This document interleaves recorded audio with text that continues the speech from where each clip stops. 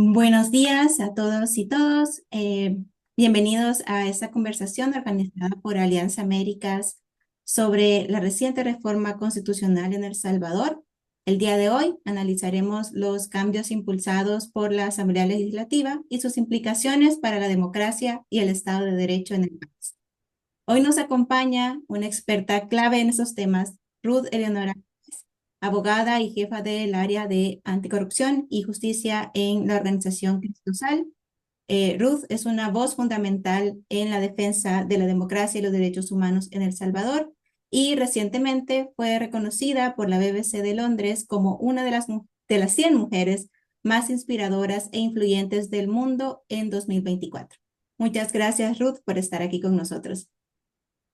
Muchas gracias a ustedes por la invitación y es un placer estar no solo con el grupo, o sea, la familia de Alianza América, sino también con el resto de organizaciones y personas que se han inscrito para escuchar este día un poco sobre la reforma constitucional en El Salvador. Muchas gracias. Bueno, hay unas breves indicaciones. Tendremos interpretación al inglés activada en simultáneo. Y también, si queremos, antes de comenzar, decirles que pueden compartir sus preguntas en el chat o pedir la palabra alzando la mano en la sección de preguntas y respuestas. Al final de la sesión abriremos un espacio para responderlas. Ruth, bienvenida y gracias por acompañarnos. Para iniciar, tenemos una pregunta que nos permitirá pues entrar en el tema y es, ¿qué motivos argumenta la Asamblea Legislativa en El Salvador para reformar la Constitución? Bueno, en primer lugar, creo que es importante dar un contexto de la Constitución salvadoreña. La Constitución se aprobó en 1983 y en esa fecha había tenido 23 reformas. La mayoría de ellas son reformas estructurales, es decir, en cuanto a la estructura, el funcionamiento de las instituciones públicas y de sus funciones. Pero también había algunas modificaciones relacionadas al reconocimiento de derechos, como por ejemplo el de los pueblos indígenas. En todos los casos se aprobó bajo el procedimiento establecido en el artículo 248 de la Constitución, es decir, fue aprobado por la integración de dos asambleas legislativas. Eso es bien importante decir.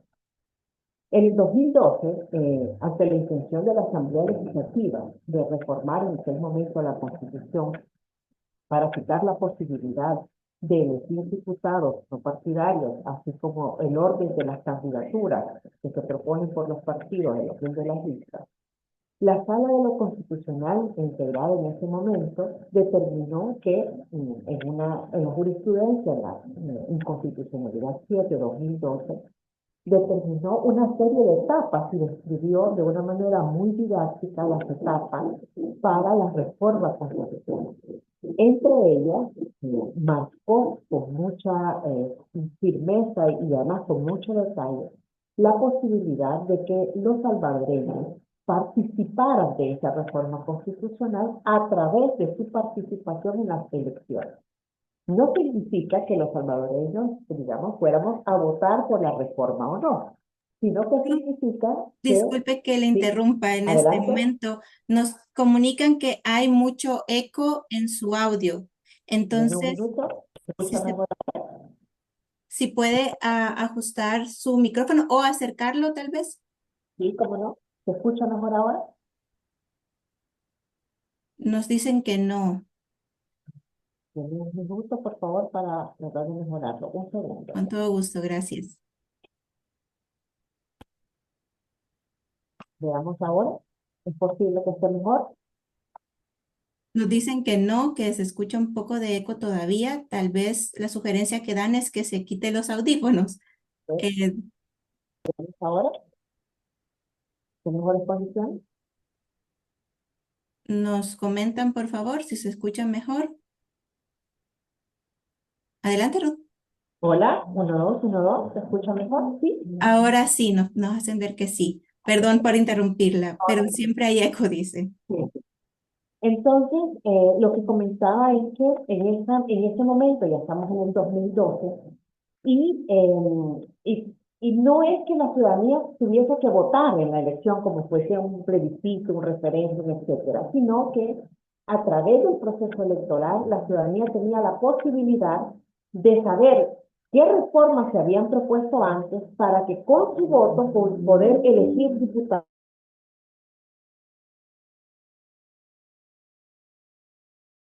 votar por estos o no votar por estas diputaciones que promovían una reforma constitucional, en términos muy simples, digamos.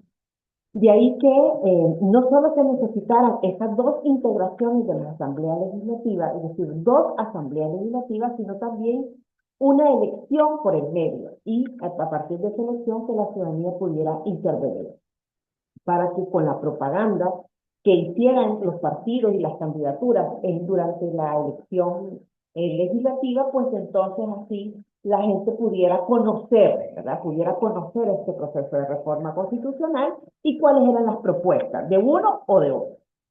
Resulta que sin tener en cuenta esta fase y esto que determinó la Sala de lo Constitucional, después de las elecciones del 2024, debemos recordar que las elecciones del 2024 ocurrieron en dos momentos. Una, la presidencial, que fue en febrero, y la legislativa y municipal, que ocurrió en marzo. Pues resulta que el 29 de abril, después de haber pasado la elección del 2024, a menos de 48 horas de que se produjese el cambio de legislatura que ocurría el 1 de mayo, y sin que la población supiera, se tomó el acuerdo de reformar la Constitución de El Salvador. A partir del 1 de mayo, entonces, este acuerdo podía ser ratificado cualquier día. Y entonces ahí, pues el punto esencial es que esa ratificación lo que implicaba, si se ratificaba en ese mismo momento, es que una legislatura, una sola asamblea, podía reformar la Constitución sin la necesidad de que hubiesen dos integraciones, como ya había explicado anteriormente. Esto representa un enorme riesgo, ya vamos a describir un poco sobre esto. Por lo tanto, a partir de esa fecha, es decir, de ese 29 de abril, lo único que esperaban era el momento para poder aprobar la ratificación, y ya con la ratificación de la reforma, lo que se estaba cambiando era cómo se reforma la Constitución. Y esto es un elemento importante porque ya había sido considerado por la misma Sala de lo Constitucional como una cláusula pétrea, es decir, son como las bases, como las cláusulas, el núcleo central de la Constitución, donde por ejemplo está la forma de gobierno, el tema de la reelección, etc. Este es el principal cambio que en este momento se introduce a partir de esta reforma constitucional, y la Constitución salvadoreña pasa de ser una constitución rígida, bueno, semirrígida porque tenía un proceso de reforma, con un proceso establecido y pausado y con dos integraciones de la Asamblea, a ser un proceso flexible, una constitución altamente flexible, porque en un mismo día, en cosa de minutos, se puede modificar y reformar la Constitución. En teoría, todas las constituciones tienen una superioridad formal, donde hay una sugestión de las autoridades, es decir, las autoridades cuando actúan tienen que someterse a la Constitución de un país. También los particulares debemos someternos a esta Constitución, y también los jueces, que tienen que tener, digamos, en todos sus fallos, tienen que tener la máxima constitucional digamos, como el ápice fundamental de la toma de sus decisiones. Pero también hay una superioridad material. Eso significa que en función de la materia, la Constitución tiene una jerarquía normativa, es decir, está por encima de todas las leyes. En El Salvador, a partir de lo que ha ocurrido, no hay una supremacía formal, porque las autoridades no acatan la Constitución, no funcionan los mecanismos de protección de la ciudadanía y se interpreta conforme a intereses particulares y no realmente de la Constitución de la República. Prueba de esto es, por ejemplo, la votación constitucional que hizo la Sala de lo Constitucional en el 2021, al permitir una reelección inmediata que constitucionalmente está prohibida en más de 7 artículos, por ejemplo. Entonces, de ahí que podemos decir, a manera de conclusión de este primer momento, que la Constitución en cualquier país debe funcionar como un límite y como protección a los derechos. Sin embargo, en El Salvador ha dejado de serlo, ¿no? De funcionar de esa manera. Y cuando me pregunta qué motivos argumentó la Asamblea para reformar la Constitución, lo que dijeron es que había que reformarla, que era una Constitución vieja y que se necesitaba modificar para proteger de mejor forma los derechos de la población.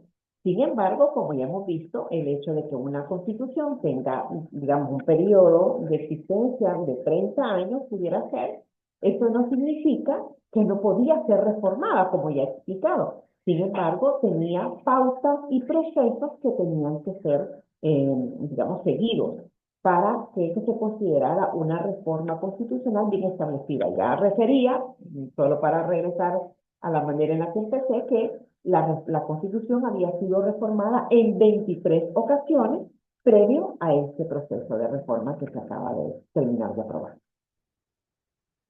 Gracias, Ruth. Yo creo que ha mejorado la calidad del sonido, si no me equivoco, así que muchísimas gracias por ese ajuste. Y aquí hay un elemento muy importante con respecto al rol de la Constitución, que no es un papel que existe nomás porque sí.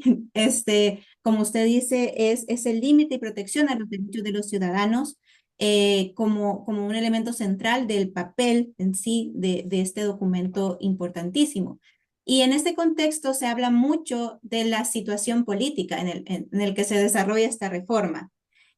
¿Podría, por favor, describir estos rasgos generales en términos de la composición de la Asamblea en El Salvador y la muy conocida popularidad del presidente? ¿Hay otros elementos que deberíamos de considerar? Sí, bueno, en primer lugar, esta reforma fue posible a partir de que la Asamblea Legislativa, el órgano legislativo, que en nuestro caso es unicameral, es decir, es una sola asamblea, es un solo poder, ¿no? Está integrada con una mayoría oficialista que se logró en primer lugar por parte del partido de gobierno en el 2021 y se materializa nuevamente en el año 2024 por las reformas electorales que también se produjeron y que no podemos obviar que cuando en un sistema electoral se cambian los componentes, se cambian los ingredientes del sistema, pues entonces los resultados también van a ser diferentes. Ahora, este contexto, perdón, que tengo, esto está sonando. Este contexto fue posible precisamente al logro de estas supermayorías que se obtuvieron en el proceso electoral. Y estas supermayorías tampoco son nuevas en la región, es decir, hay varios momentos en los que han existido supermayorías en otros países. Estoy pensando, por ejemplo, en Venezuela, estoy pensando también en Nicaragua y también ahora México tiene una composición de su asamblea, de su congreso, de mayoría. Debemos recordar que en el 2019 Bukele gana la elección con un fuerte rechazo contra los partidos políticos tradicionales y una tendencia también internacional antipartidaria. En el 2021, la campaña del 2020 para la elección del 2021 estuvo muy marcada por la pandemia y por los controles que la Asamblea Legislativa en ese momento, todavía con una composición multipartidaria, y la Sala de lo Constitucional, que funcionaba como una institución de control, le fijaron al Ejecutivo. Es decir, constantemente, tanto la Asamblea como la Sala estuvieron poniéndole ciertos límites al Ejecutivo, lo que fue utilizado para tratar de deslegitimar la función de control, es decir, no puedo hacer porque estos no me dejan, yo quisiera pero no puedo, etc. Entonces, la Asamblea fue sometida a una disminución, bueno, para el año 2024, a una disminución de la cantidad de sus miembros, de sus integrantes. Entonces, si tuviéramos que describir, por ejemplo, esos rasgos generales en términos de la composición de la Asamblea, este tema de la popularidad, etcétera, hay que partir de esta composición donde para el 2024 se generan reformas electorales que cambian la forma en la cual los ciudadanos vamos a elegir y los resultados que se van a producir de esa elección. Por ejemplo, el argumento en este momento para disminuir la cantidad de diputados, que antes eran 84, ahora son 60, es que la Asamblea mucho gastaba. Es decir, que el presupuesto era muy alto y que había que eliminar porque, digamos, ese era el argumento principal. Sin embargo, esto no es del todo cierto. Es decir, cuando uno cambia la cantidad de personas que se van a integrar en un órgano y la disminuye, las posibilidades también disminuyen para una composición plural. Esto es un tema matemático también. Y si vamos a ver el tema del presupuesto, que fue la justificación utilizada en ese momento, podemos ver cómo en el 2024 el presupuesto de la Asamblea Legislativa era de 54.2 millones de dólares. Sin embargo, y en ese momento eran 84 diputados y tenían, insisto, 54.2. En el 2020, en el año 2000, también eran 84 diputados y el presupuesto era de 15.5 millones. En el 2002 era de 17.7 y también eran 84 diputados. Por lo tanto, el tema del presupuesto no es por la cantidad de diputados, porque es un tema de la cantidad de gastos que se puedan aprobar o no para ellos mismos, ¿no? Ahora, con 60 diputados, para este año se aprobaron 46.4 millones de dólares de presupuesto. ¿Qué estoy diciendo con esto? Que no se corresponde la cantidad de diputados que disminuyeron con la cantidad de presupuesto que realmente se redujo. Tenía que haber sido mucho menos. Ya dije que en el 2000 eran 84 diputados y eran 15.5 millones de dólares por año. Entonces, además, tenemos que tener en cuenta que la Asamblea Legislativa tiene tres funciones principales. Uno es su función de hacer leyes, como digamos el Congreso, las asambleas de cualquier país, ¿no? Hacer leyes. Por otro lado, también tiene una función de nombrar los funcionarios que van a integrar los órganos de control o el sistema de rendición de cuentas, de accountability. O sea, la Asamblea tiene esta responsabilidad de nombrar a estas personas. Pero además tiene un rol en sí mismo de controlar al Ejecutivo a través de muchos mecanismos. Puede interpelar a los funcionarios, es decir, puede llamarlos a la Asamblea, pedirles cuentas, a que informen sobre determinado tema. Se pueden constituir comisiones especiales también para investigar, digamos, por ejemplo, ahora con el caso COSAL, que es un caso de una defraudación muy grande que ha habido y que también el gobierno ha tenido una responsabilidad donde no se siguieron procesos de verificación y fiscalización adecuadamente para la cooperativa, etcétera. Como ejemplo, nada más se para relacionar de cuál es el poder que tiene la Asamblea Legislativa para poder convocar a funcionarios del Ejecutivo y que expliquen. Sin embargo, cuando nosotros analizamos estas tres funciones de la Asamblea Legislativa y que hay que tener en cuenta por el contexto salvadoreño para poder comprender cómo es que una reforma constitucional se aprueba de la noche a la mañana, si analizamos estas tres funciones, y puede empezar por la Asamblea, por ejemplo, por la Comisión Legislativa, vemos que la Asamblea ha dejado de cumplir con sus funciones. Y empiezo por la primera, por ejemplo, en el caso de la función legislativa. La mayoría de los decretos en estos momentos, desde el 2021, que se aprueban no tienen un origen en la Asamblea, sino que son aprobados a partir de iniciativas del órgano ejecutivo. Es decir, es el órgano ejecutivo el que lleva a la Asamblea Legislativa, esto es lo que quiero que me apruebe. Y no hay debate.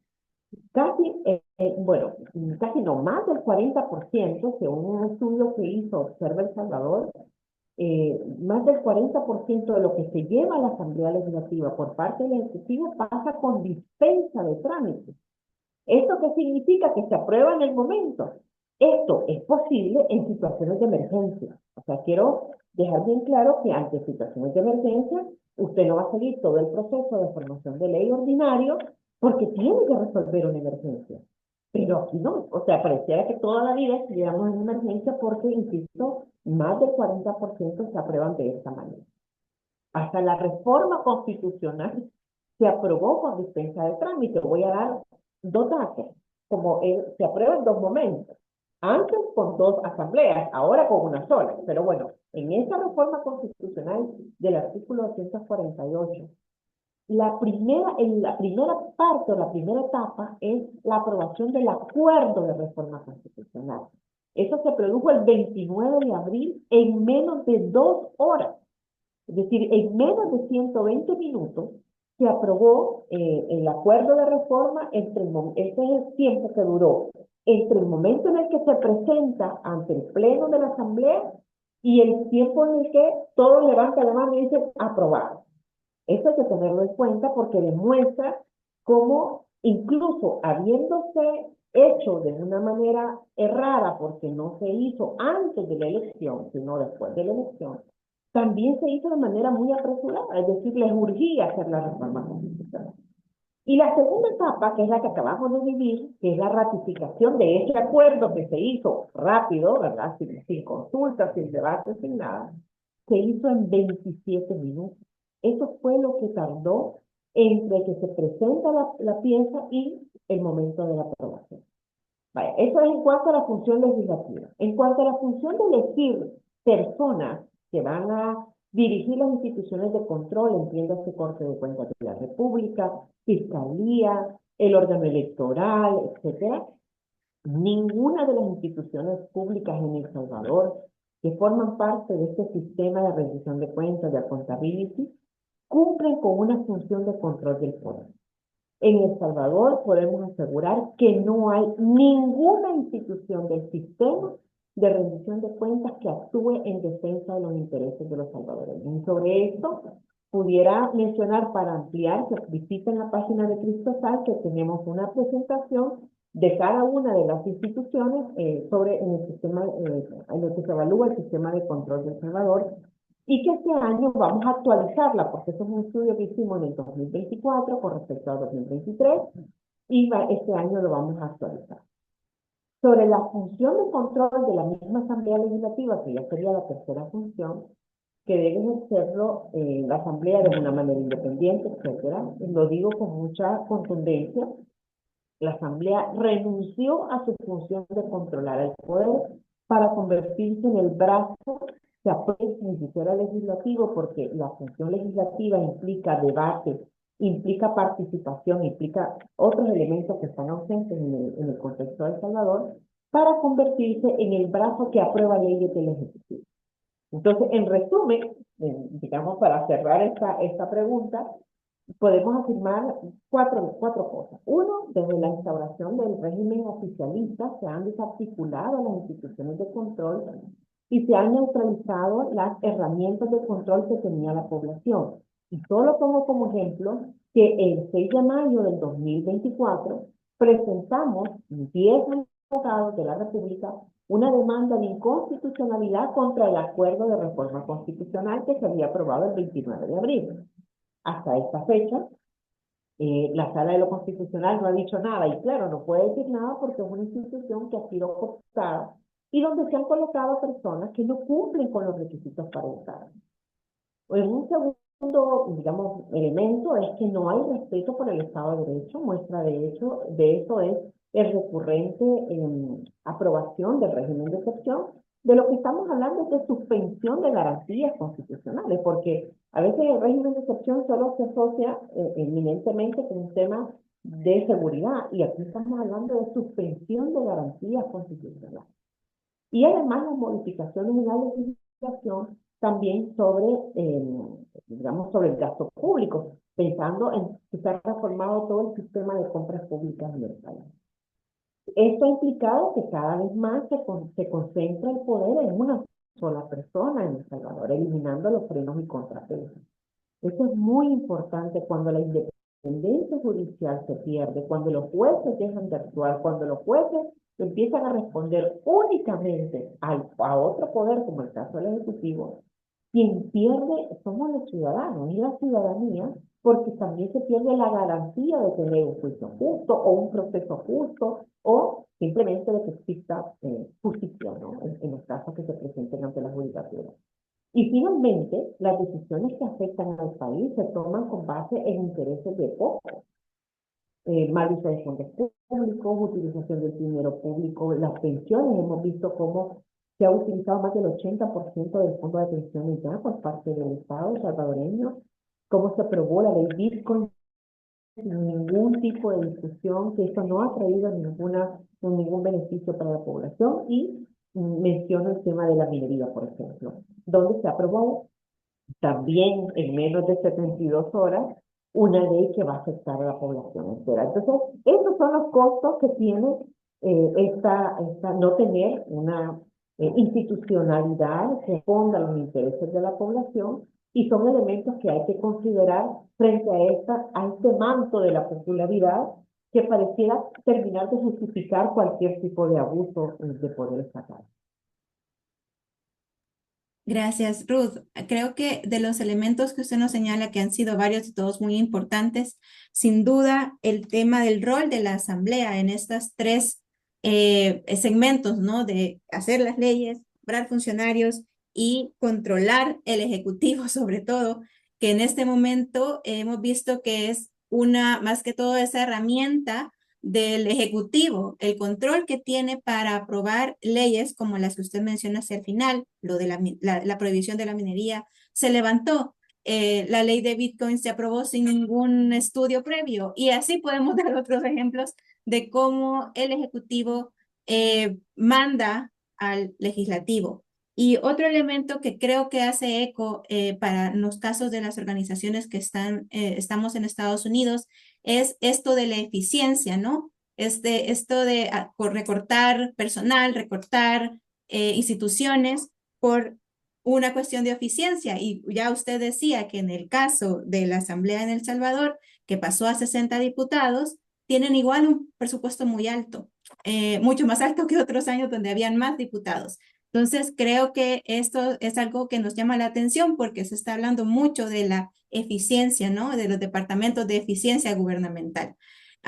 Y aquí vamos a entrar a otra pregunta, y es, ¿cuáles serían esos verdaderos objetivos detrás de estos cambios El constitucionales? tema, sí, sobre el tema de la eficiencia, voy a apuntar algo adicional. Detrás de ese discurso de la eficiencia, lo que hay es una concentración de poder y la desarticulación de instituciones que funcionan como puntos de control sobre la gestión pública. Entonces, digamos, la eficiencia no es sinónimo de recortes presupuestarios. La eficiencia, no estamos hablando aquí, por ejemplo, se habla de eficiencia y se eliminan el sistema de transparencia para la compra pública porque hay que hacerlo más rápido, ¿no? Entonces, pero eso lo que lleva es a más posibilidades también de corrupción, y toda corrupción ya sabemos que vulnera derechos humanos. Ahora, el tema de los verdaderos objetivos detrás de estos cambios constitucionales, bueno, si yo tuviera que enumerarlos, empezaría por la concentración de poder, por desarticular las instituciones de control, es decir, eliminar la posibilidad de check and balance. Tanto la mutación constitucional que se dio con el cambio de la cláusula pétrea que hizo la Sala de lo Constitucional impuesta por el Ejecutivo, eh, para, para permitir la reelección inmediata, así como la reforma constitucional aprobada recientemente por la Asamblea Legislativa, no son una búsqueda de favorecer al pueblo salvadoreño. Esos discursos de en favor del pueblo, el uso del pueblo, esa retórica permanente en el nombre del pueblo, realmente en lo que termina y lo hemos visto en otros países de América Latina, es en esta ansia, en esta disputa también con el resto de instituciones, cuando todavía hay instituciones independientes, por mantenerse en el poder. Y al final, por asegurarse que quien llegue a tomar este tipo de decisiones no vaya a ser juzgado nunca, es decir, también es la búsqueda de la impunidad. Así que creo que los verdaderos objetivos son bastante claros, no son nuevos en nuestra historia, eso no solo en la salvadoreña, sino del mundo y particularmente de América Latina, donde estos cambios constitucionales lo único que han pretendido es aferrarse al poder. Gracias, Ruth. Y desde Cristosal sabemos que hacen un muy buen trabajo en informar a la población, en explicar lo complejo que estos cambios implican y el verdadero impacto, ¿no? En la población. Y ante eso, ¿cuáles son los elementos que más preocupan a la organización con esta reforma? Yo creería que más que cristosal a toda la población con un pensamiento Sí. crítico. Yo creo que en primer lugar los abusos de poder, es decir, cuando las constituciones dejan de funcionar como límites al poder y como garantía de los derechos de las poblaciones, pues entonces está el abuso permanente de poder. Aquí podemos hablar, por ejemplo, de reformas constitucionales que pudieran ir desde la pena de muerte, desde la aprobación de la pena de muerte, que en El Salvador no está permitida en el ámbito civil, o la eliminación al límite permitido de tierras, por ejemplo. Nosotros tenemos por la Constitución un límite establecido de tierras. Eliminar ese límite lo que hace es beneficiar a élites y no a la población, ¿no? A eso hay que sumarle otros elementos como por ejemplo la confiscación de propiedades, de que de hecho ya está ocurriendo, porque aunque se debe dar una compensación económica a las personas cuando hay un interés público sobre un bien determinado, ni se les está pagando, ni se les está pagando lo justo, y por lo tanto también existe un mecanismo velado al final de confiscación de su propiedad, ¿no? De su bien. Pero también hay garantías que tiene la Constitución como los límites a las intervenciones telefónicas y las garantías a las intervenciones telefónicas, que hay ciertos candados constitucionales que ya hemos visto como a través de leyes, ni siquiera de reformas constitucionales, estoy pensando en la reforma en la que se aprobó los agentes digitales encubiertos o cosas, o el mismo Pegasus que ha operado en el país, pues al eliminar estas garantías constitucionales, pues las posibilidades también de obtener una reparación y un reconocimiento estatal de esa vulneración es mayor, ¿no?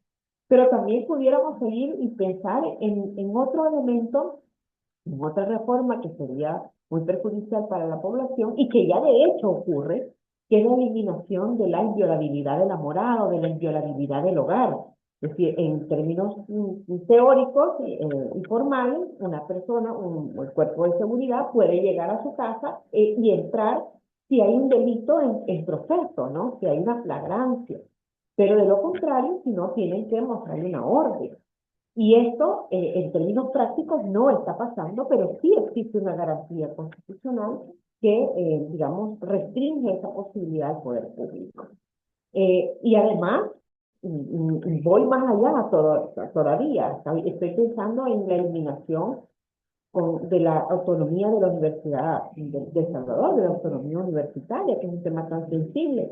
El Salvador, el gobierno, el ejecutivo le debe millones a la Universidad de El Salvador. La Universidad de El Salvador últimamente ha mostrado una posición muy firme sobre el tema de minería, es decir, hay un enfrentamiento y puede ser utilizado perfectamente en, bajo ese discurso de hay que mejorar la educación superior, hay que mejorar, hay que reformar, porque siempre se utiliza ese discurso de la mejora, de que esto va a ser mejor, etcétera, para desmantelar este tipo de instituciones como puede ser una institución tan importante como la Universidad de El Salvador. Y qué decir además de la autonomía municipal, donde los municipios que pasaron a ser de 262 a 44 municipios, hay un fondo que por constitución está establecido y que ya ha desaparecido. Es decir, y eso afecta a la autonomía municipal porque implica que los municipios no tienen la capacidad para hacer también inversiones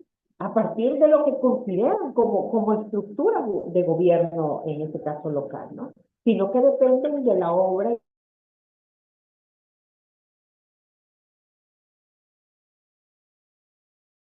reformas constitucionales express que se pueden hacer. Y a eso le sumo también el tema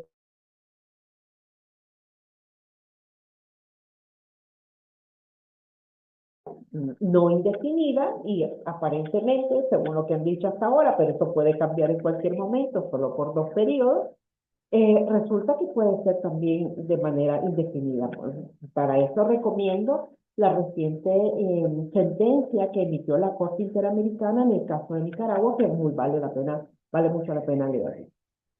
Puedo sumar otros temas que pueden ser modificados, por ejemplo, el tema de precarización de los derechos laborales y al final la eliminación de cláusulas pétreas, ya hablamos de la reelección, por ejemplo, pero también en estos términos de lo que es el Estado de El Salvador. O sea, el Estado de El Salvador podría convertirse hasta en un califato, vaya, para ponerlo en términos bien extremos, pero que hoy día nada de esto puede sorprendernos. Todo lo que los teóricos y que muchas personas que han opinado sobre eso dicen, esto no va a pasar, esto no puede ser, todo ha ocurrido. Ocurre en El Salvador, ha ocurrido en Estados Unidos, es decir, los límites para el ejercicio del poder si no hay instituciones que lo establezcan, que además ejerzan una función de control, no existe. Y por lo tanto, hay que tener en cuenta eso. Lo cierto es que cuando se quiere satisfacer las necesidades de la población, no se necesitan reformas constitucionales de este tipo, ¿no? Se necesitaría en primera instancia pues cumplir el marco legal vigente. Así que, digamos, aquí para ir redondeando esa pregunta también. Gracias, Ruth. Y en ese sentido, para ir aprovechando también el tiempo, me voy a saltar a la siguiente pregunta. Y es que en este contexto regional hemos visto tendencias similares en otros países de Latinoamérica, como ya lo mencionaba. ¿Cómo se compara el caso salvadoreño con otras reformas constitucionales recientes en la región? Bueno, es muy similar, es muy similar. Podemos hablar hasta de un patrón, incluso en algunos países, por ejemplo, la captura del órgano judicial. En la medida que existe una captura del órgano judicial y particularmente los órganos constitucionales se vuelven permisivos y además habilitantes para reformas constitucionales que permiten la permanencia en el poder. Por ejemplo, estoy pensando en el caso de Perú, en el caso de Honduras, en el caso de Nicaragua, en el caso de El Salvador, ya.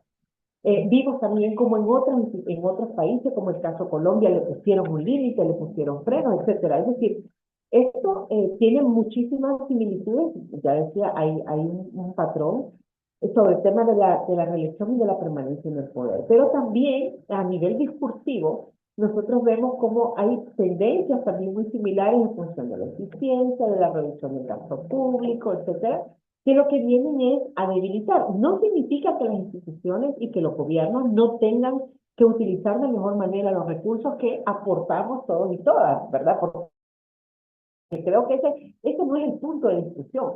El punto de discusión está en cómo ese discurso de la restricción del gasto, de mejorar esta eficiencia y de además demostrar un músculo en materia de seguridad, que creo que es el otro punto también común, el tema de la mano dura, de estas políticas también vulneratorias de derechos frente a, es como si hubiese una contradicción entre la protección de los derechos y la seguridad, y no son contradictorias, es posible construir modelos de seguridad sin injusticia. Entonces, creo que es clara el tema de las tendencias similares en América Latina frente a la situación de El Salvador, y además como también esto empieza a convertir en referentes para las vulneraciones de derechos. Es decir, es como si cualquier cosa pudiera ser permitido para lograr un objetivo determinado, que en un caso puede ser la economía, en otro caso puede ser la seguridad, etcétera. Gracias, Ruth. Por cuestión de tiempo, quiero saltar algunas preguntas que hay en el chat y también veo la mano de una persona alzada. Entonces, voy a leer las preguntas en el chat y luego le paso la palabra a la persona. Si hay alguien más que quiere participar, recuerde levantar la mano o también escribir su pregunta en el chat. La primera pregunta es, ¿qué opinión tiene la opinión pública sobre la Asamblea Legislativa en general y sus diputados? ¿Les reconocen en la calle? ¿La ciudadanía les hace peticiones o reclamos? La siguiente pregunta es, ¿cómo han reaccionado los líderes políticos locales ante la pérdida de espacios de poder con la reducción de municipios? ¿Cómo logran doblegarlos? Y le doy la palabra a Carmen Lanche, que ha pedido en este momento. Sí, gracias. Buenas tardes con todos. Mi pregunta en sí es, ¿por qué ahora el gobierno de El Salvador está haciendo pactos con el gobierno de Estados Unidos para llevar a inmigrantes a la cárcel grande, esa que tiene, famosísima? No comprendo porque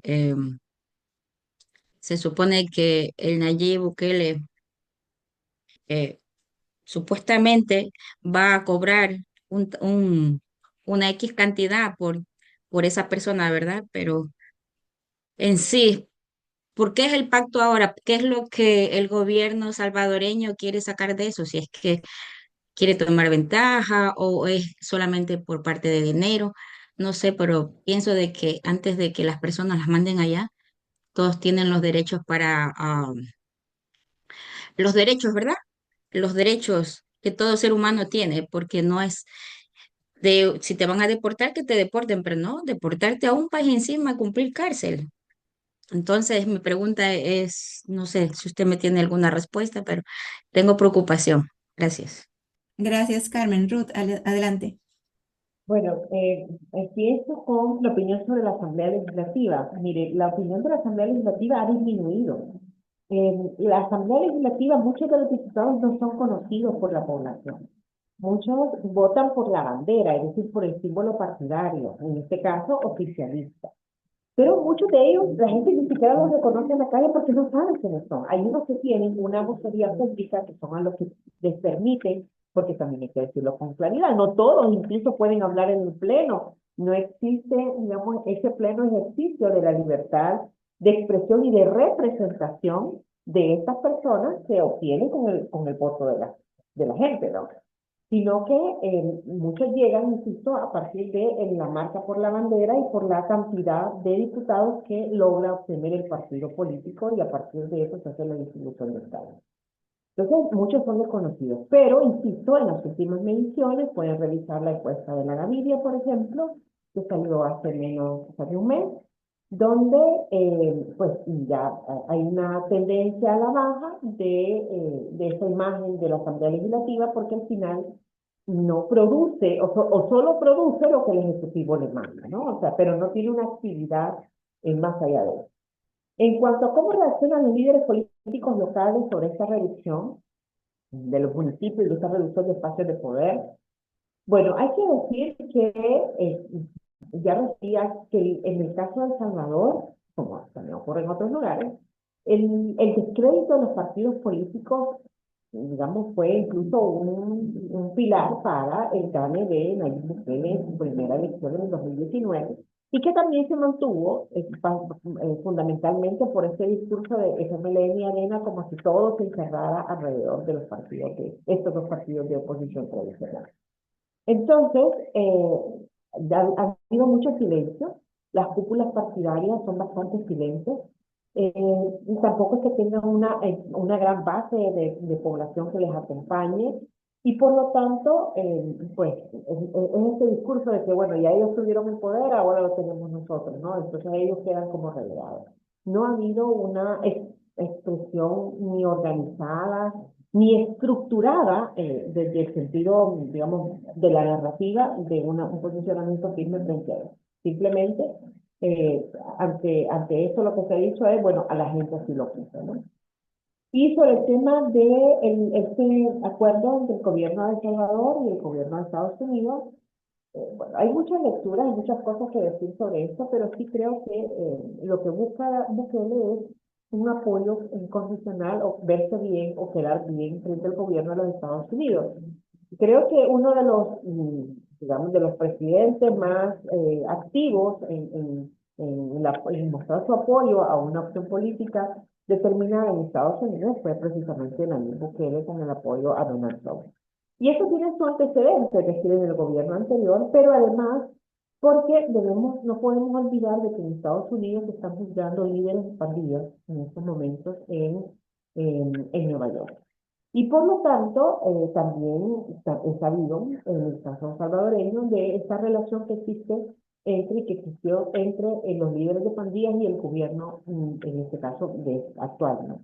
Por lo tanto, creo que esta búsqueda de apoyo, de verse bien, y además de utilizar esta política transaccional que el mismo gobierno de los Estados Unidos está marcando, de qué te doy, qué me das, y de distanciarse de un aliado político que tuvo El Salvador, muy importante, pero que ahora ya no es tan importante porque pues, ya estamos en la búsqueda de nuevos amigos, que es el caso de China, ¿no?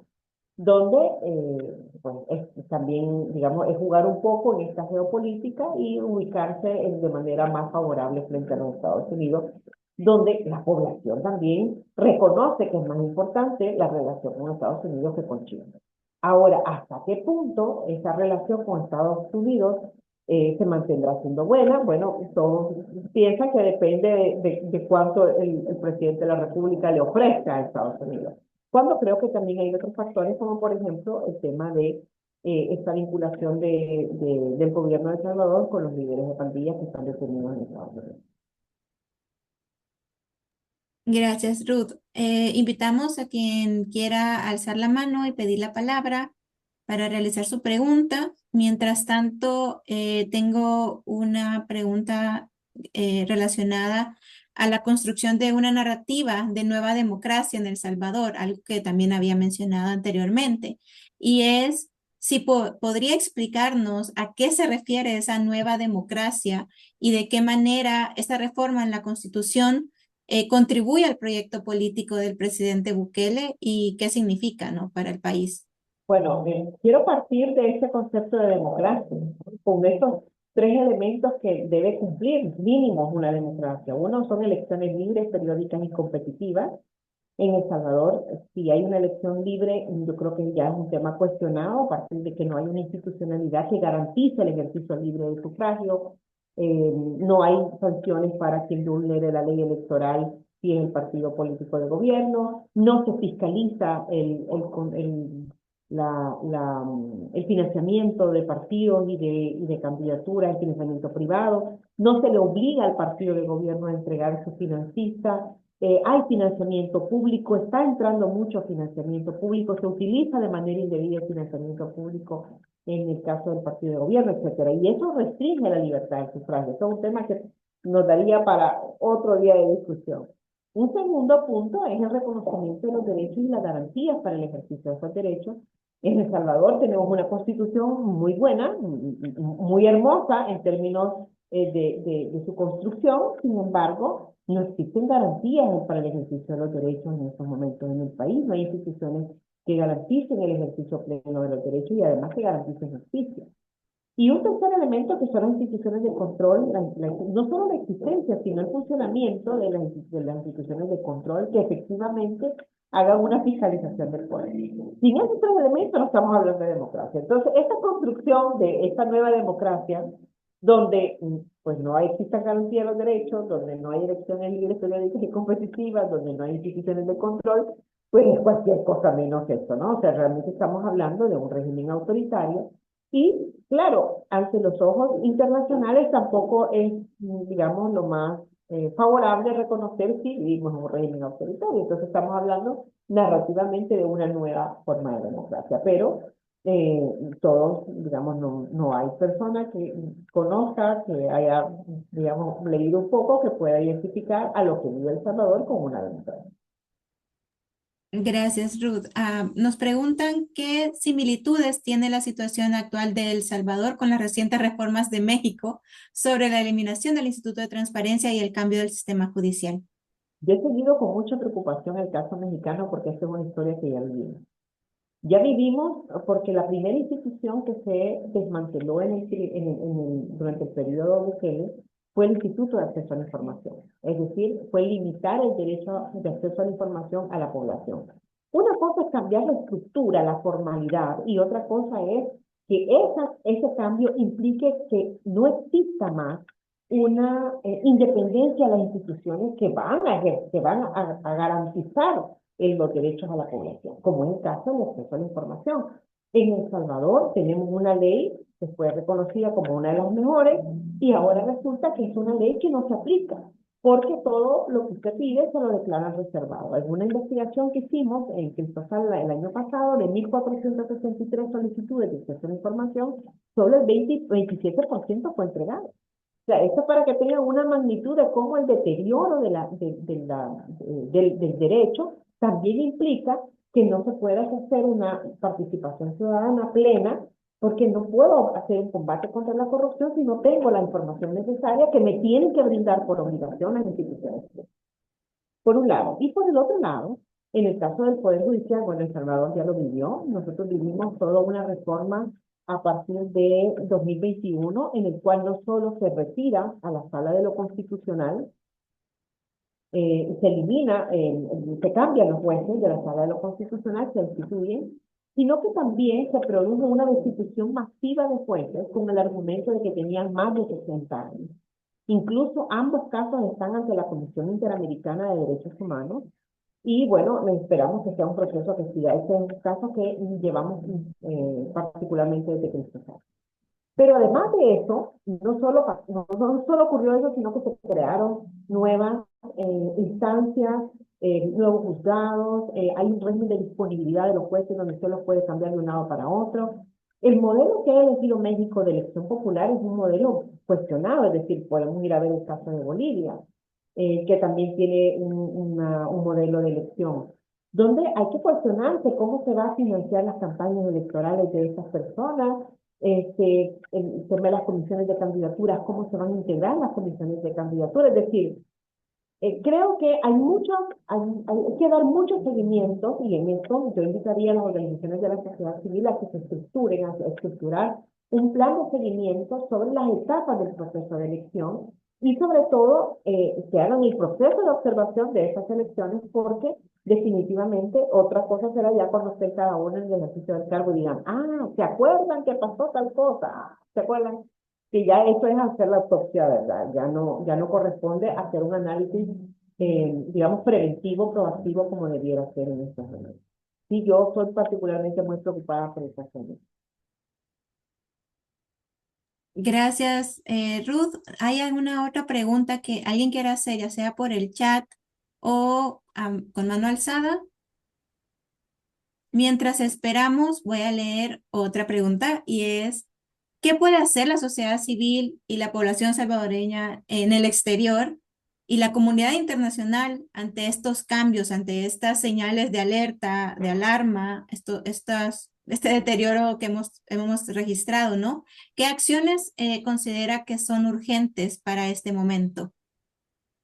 Bueno, en primer lugar, creo que hay que dejar de normalizar los abusos y envolverlos en este celofán de la popularidad. Es decir, la popularidad, el ser popular significa, y eso ya la historia también lo ha demostrado, ser popular no significa garantizar los derechos de una población, ni mucho menos, ¿no? Así como no hay ni un corrupto bueno ni un corrupto malo, tampoco hay un autoritario bueno. Y eso creo que tenemos que hacer un frente común independientemente del país en el que estemos y del que estemos hablando. A quienes hemos decidido permanecer en el país, creo que nos corresponde mantener la denuncia de las vulneraciones de derechos, tanto por los actos de corrupción como, digamos, en mi caso, que este es un tema que abordo de manera permanente, sino también por la violencia del Estado, que además se hace cada vez más, insisto, se normaliza. Vivimos en una situación de violencia estatal que es bien llamativa y que luego además se marca un punto de inflexión, porque antes la gente tenía miedo a las pandillas y hoy tiene miedo a muchas cosas. Es decir, también a las pandillas, porque siguen diciendo, pero también al Estado, incluso a la posibilidad de expresarse y de que esto le pueda traer algún tipo de consecuencia. Más del 60% de la población ha dicho que teme expresarse en materia política, ¿no? Y a quienes viven fuera, creo que les corresponde hacer un poco más. Es decir, les corresponde, además de informarse y contrastar las fuentes, porque a veces no tomamos todas las fuentes en cuenta, sino también masificar estas denuncias a nivel internacional. También creo que les corresponde hacer una reflexión sobre esa permisividad del autoritarismo en estos tiempos y visibilizar esos abusos que se cometen en el país. Creo que hay una enorme responsabilidad para quienes están fuera, que mucha gente, lo digo con mucha franqueza, en algunas ocasiones incluso me han dicho, mire, yo tengo miedo porque mi familia está en El Salvador. Entonces, esas barreras del miedo, imagínense si operan en el exterior, cómo no operarán dentro del país. Pero también, bueno, hay que vencer ese miedo, hay que, digamos, el rol de denuncia desde las organizaciones, desde personas organizadas, defensores de derechos humanos, y activistas, y cualquier persona que pueda tener un pensamiento crítico sobre la situación que está viviendo el país, creo que tiene una misión que es la denuncia esencialmente. Gracias, Ruth. Hay muchas personas que agradecen en el chat sus respuestas, sus aportes y que les ha abierto, les ha dejado pensativos también. Y hay una última pregunta y quizás con esta cerramos porque ya el tiempo se nos ha ido y es ¿cuál es el mayor desafío para concientizar a la población que está muy alejada de las discusiones sobre la estructura del Estado y el funcionamiento de la democracia, que creo que esa es la eterna pregunta en El Salvador y en Sí, varios países. yo creo que eso es llevar a la cotidianidad, a los problemas cotidianos de la gente. Nosotros a veces desde la academia o desde las mismas organizaciones tenemos un lenguaje muy estructurado, pero también muy elitista. Y yo creo que uno de los grandes desafíos es llevar todos estos problemas, o sea, ¿en qué se traduce? ¿En qué me afecta a mí que se produzca esta reforma? ¿En qué le afecta a mi vecino? ¿En qué le afecta a mi comunidad? ¿Por qué esto tiene que importarme? Y creo que es ahí donde estas discusiones de la estructura del Estado y el funcionamiento de la democracia le hacen clic a la gente. Ya cuando las personas saben que frente a un despido, por ejemplo, no existe frente a un despido en una institución pública, no existe ninguna institución a la que se pueda ir y que le reconozca ese derecho, pues entonces ahí estamos hablando un poco más cerca de la gente. Creo que ese es el enorme reto. Ejemplos sobran, aquí tenemos el caso de los agricultores ahora recientemente, la cantidad de personas despedidas, desplazadas, la inactividad estatal frente al tema de los desaparecidos, etcétera. Hay tantísimas cosas que están ocurriendo. Entonces, claro, hasta que, en muchos casos, hasta que las personas no se sienten tocadas por esa falta de estructura, por esa falta de democracia, por no tener una institución que le responda, pues entonces digamos, no se sensibiliza con la importancia de todo esto. Pero creo que por ahí va la cosa. Muchas gracias, Ruth. Realmente eso es un desafío que tenemos que seguir abordando en general. Creo que esta conversación con todos los desafíos técnicos que tuvimos ha sido muy, muy buena y esperamos pues siempre contar, Ruth, con su valiosa información y análisis en estos espacios. Agradecemos también a todas las personas que nos acompañaron hoy. Les invitamos a seguir el trabajo de Cristosal y de Alianza Américas para mantenerse informados sobre la situación de El Salvador y en la región. Si desean más información o participar en eventos futuros, pueden seguirnos en nuestras redes sociales. Y pues muchas gracias nuevamente, Ruth, por todo el análisis, por su presencia, por su trabajo y a todas las personas que están acá. Así que Muchísimas gracias a ustedes. Gracias por la invitación y por supuesto a los presentes. Gracias. gracias y seguimos en contacto. Que pasen un buen día.